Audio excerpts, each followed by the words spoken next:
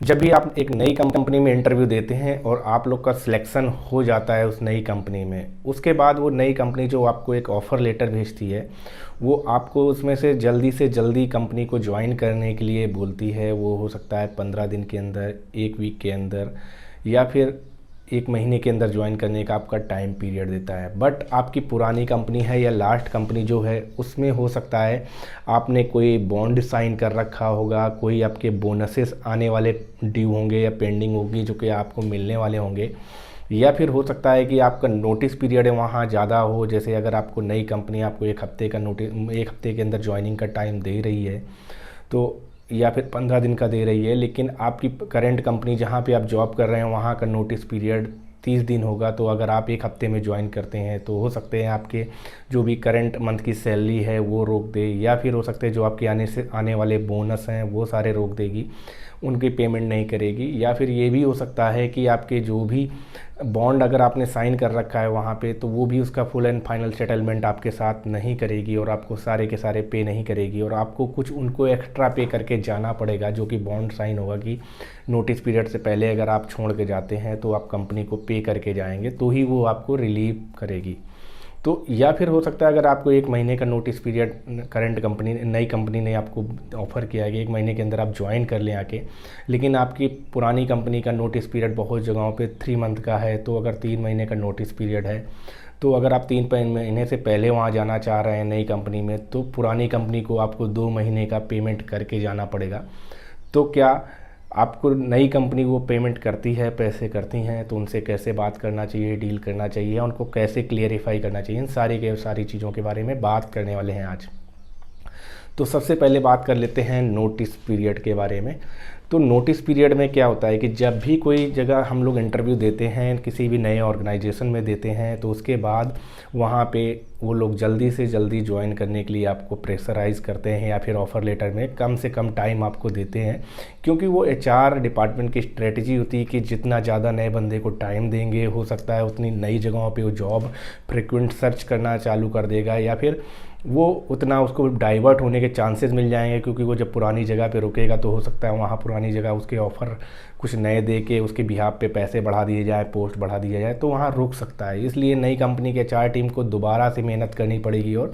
दोबारा से एम्प्लॉय को सर्च करना पड़ेगा, स्क्रीनिंग करना पड़ेंगे, इंटरव्यू कराने पड़ेंगे, और उसके बाद वो सारे ऑफ़र लेटर रिलीज़ करने पड़ेंगे। तो इसकी वजह से जो नए ऑर्गेनाइजेशन होती हैं तो उनके एचआर टीम बहुत स्मार्टली प्ले करते हैं। या फिर दूसरा रीज़न हो सकता है कि उन कंपनीज़ में इतनी हार्ड एंड फास्ट बहुत ज़्यादा ज़रूरत है नए बंदे की, और वहाँ कोई जा चुका है, उसकी वजह से कोई हैंडल नहीं कर पा रहा, तो वहाँ पे वो बंदा चाहिए, नया बंदा किसी को लाना ही होता है। कुछ प्रोजेक्ट्स चल रहे होते हैं, उनके लिए तुरंत का तुरंत ज्वाइनिंग करानी होती है। तो ये सारी चीज़ें सिचुएशन रहती है जिसकी वजह से वो इंटरव्यू कराते हैं और आपको तुरंत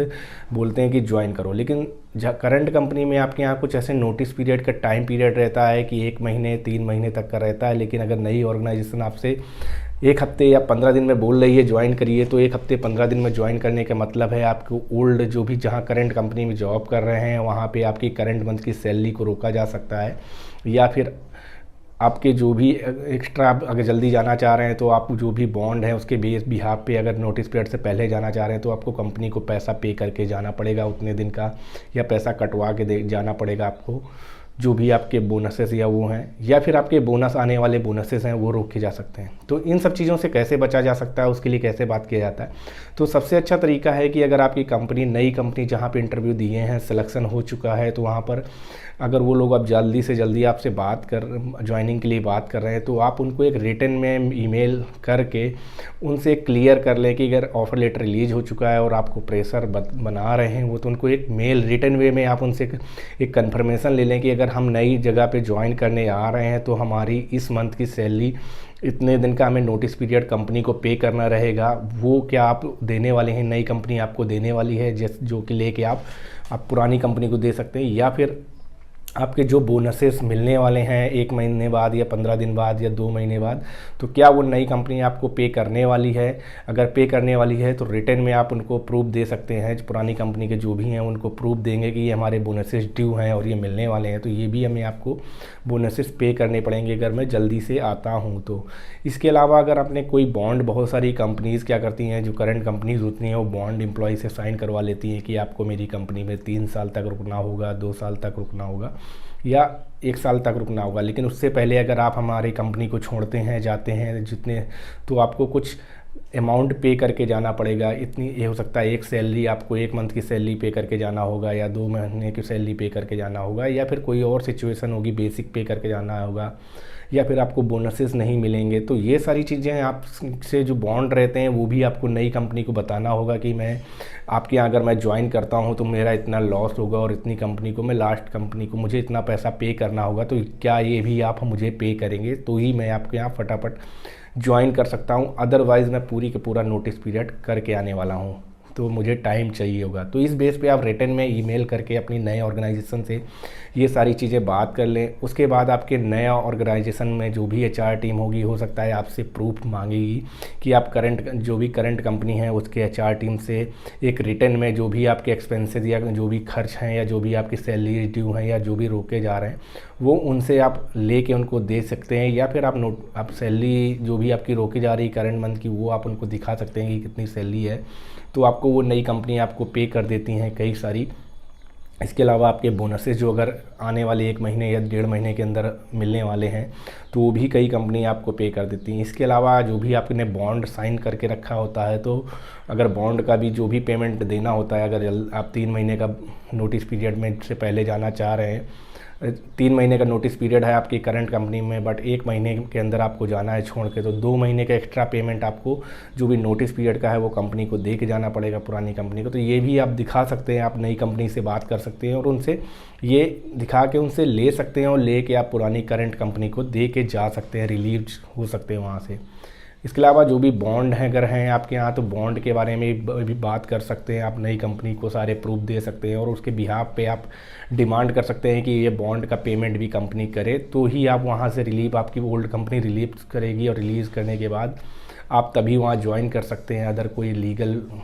कोई पंगे हो सकते हैं या पुरानी कंपनी आप पे लीगल एक्शन ले सकती है, या आपको कुछ फाइनेंशियल नुकसान हो सकते हैं जिसकी वजह से आपके सैलरी रोकी जाएंगी, आपके जो भी ग्रेजुटीज़ हैं या कुछ और जो भी आपको मिलने वाले हैं बोनसेस वो भी हो सकता है रोक देगा। तो इस तरह की चीज़ों को आपके सबसे अच्छा तरीका होता है कि आप जब आपके पास ऑफ़र लेटर आ जाए या चार टीम आपसे बात कर रही हो, आप पे प्रेशराइज कर रही हो जल्दी से ज्वाइन करने के लिए, तो ये सारी चीज़ें आपको क्लियर कर लेना चाहिए नई कंपनी के साथ। अगर वो सारी चीज़ें देने के लिए रेडी है और तो ही आप जल्दी से जल्दी वहाँ छोड़ के जाएं।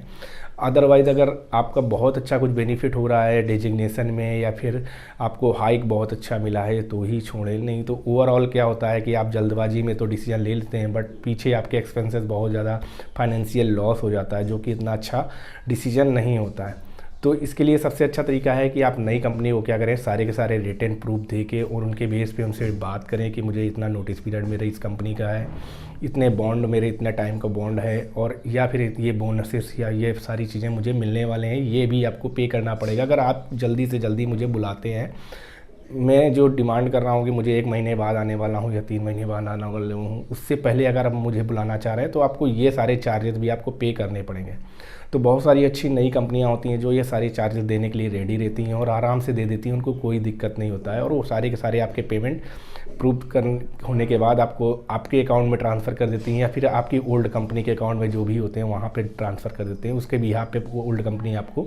रिलीज़ कर देती है और आपके जो भी डॉक्यूमेंट्स होते हैं क्लियर आपको दे देते हैं, एक्सपीरियंस लेटर हैं या जो भी क्लियरेंस है, फुल एंड फाइनल सेटलमेंट्स हैं, वो सारे के सारे आपको दे देती है और आपको आसानी से रिलीज़ कर देती है।